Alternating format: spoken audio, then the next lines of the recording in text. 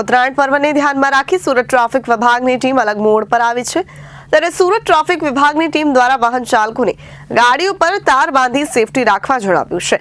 પતંગના દોરાથી બચવા માટે ટ્રાફિક વિભાગની ટીમ દ્વારા વાહન ચાલકોને રોકી ગાડી ઉપર તાર બાંધવામાં આવ્યા છે। ઉત્તરાયણ પર્વને ધ્યાનમાં રાખી સુરત ટ્રાફિક વિભાગની ટીમ એલર્ટ મોડ પર આવી છે। ત્યારે સુરત ટ્રાફિક વિભાગની ટીમ દ્વારા વાહન ચાલકોને ગાડીઓ પર તાર બાંધી સેફટી રાખવા જણાવ્યું। પતંગની દોરીથી બચવા માટે ટ્રાફિક વિભાગની ટીમ દ્વારા વાહન ચાલકોને રોકી ગાડી ઉપર તાર બાંધવામાં આવ્યા। બાળકોને ગાડી પર આગળ ન બેસાડવા માટે પણ ટ્રાફિક વિભાગે અપીલ કરી છે।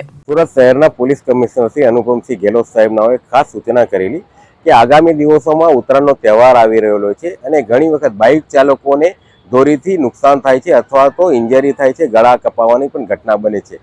આવી ઘટનાઓ નિવારી શકાય તે માટે ટ્રાફિક વિભાગ તરફથી તેઓના બાઇક છે એની આગળ સેફટી ગાર્ડ લગાવવામાં આવે છે। અગર એને નહીં લગાવી હોય એને અપીલ કરવામાં આવે છે કે આવા સેફટી ગાર્ડ લગાડે, લોકોના ગળા ન કપાય તે માટે નેક ગાર્ડ પહેરે, તેમજ કોઈ બાળકોને આગળ બેસાડતા હોય તો આવી દુર્ઘટના ન બને તે માટે બાળકોને પાછળ બેસાડે એ પ્રમાણેની અપીલ કરીએ છીએ અને દરેકને સમજ કરીએ છીએ। આ પ્રમાણેની કાર્યવાહી અમે છેક ઉત્તરાયણ સુધી આ પ્રમાણે મુહિમ અલગ અલગ પોઈન્ટ પર ચલાવી રહ્યા છે। હાલ વાય જંકશન ખાતે તેમજ ગાંધીકુટર ખાતે આ પ્રમાણેનું કાર્યવાહી ચાલુ છે। Bureau report Janadesh news Surat.